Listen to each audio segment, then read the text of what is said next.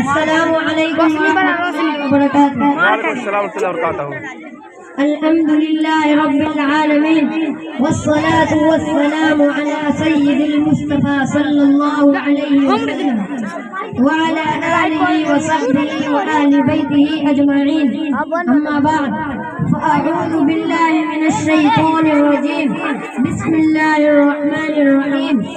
मिन अजलि ज़ालिक كتبنا على بني إسرائيل أنه ما قتل نفسا بغير نفس أو فساد في الأرض فكأنما قتل الناس جميعا ومن أحياها فكأنما أحيا الناس جميعا ولقد جاءتهم رسلنا بالبينات ثم إن كثيرا منهم بعد ذلك في الأرض لمسرفون.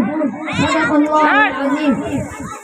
رئيس الاحتفال المؤخر وزملائي في الجامعة والذين حضروا في هذا المجلس، إني أحظى بإلقاء من خطبة عربية على ديمقراطية، فالرجاء منكم جميعا ألا تقطعوا إلى كلامي والدعاء لي بالفوز التام.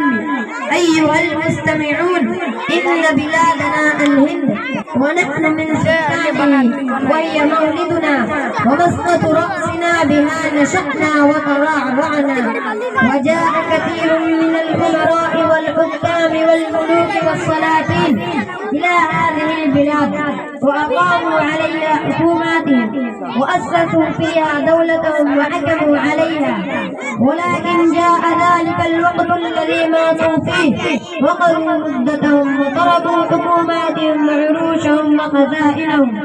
قال تعالى في القرآن المجيد: كم تركوا من جنات وعيون وزروع ومقام كريم ونعمة كانوا فيها فاكهين فما بكت عليهم السماء والأرض وما كانوا منذرين.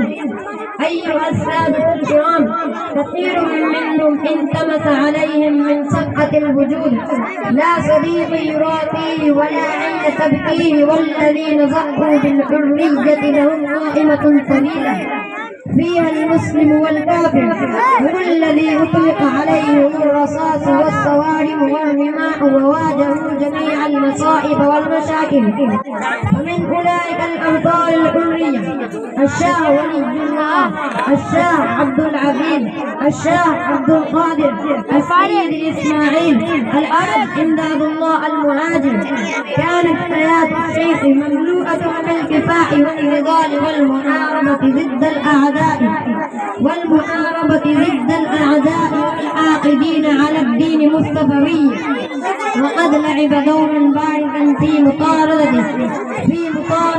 إنجليز من الهند حتى شهد معركة بلدة الشاملية. هذه المعركة التي استشهد فيها عدد كبير من العلماء البارزين، وكذا الشيخ النانوطي ضحى بتضحياته الشاقة لتحرير الهند وأسس دار العلوم بديوبند في اليوم الخامس عشر من الشهر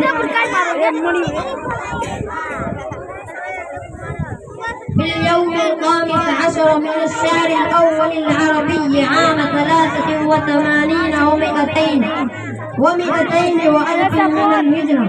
لها فضل كبير في تخريج فئة كثيرة من كبار العلماء في كل علم وفن الذين صدوا المنافذ على الظلمات والضلالة الكفر والطغيان والبدع والخرافات، كما اشتركوا في حرب التحرير الوطني وقاموا بقيادة فرقة ولعبوا دورا مهما في مطاردة إنجليز من بلاد الهند مع نشر العلوم الإسلامية، حتى لا يزال لهم النشاط في صالح الأمة والوطن. وهذه الخدمات كلها من أجل شخص واحد وهو الإمام قاسم النانوطي، منهم الشيخ الهند محمود حسن الديوبندي رحمة الله عليه.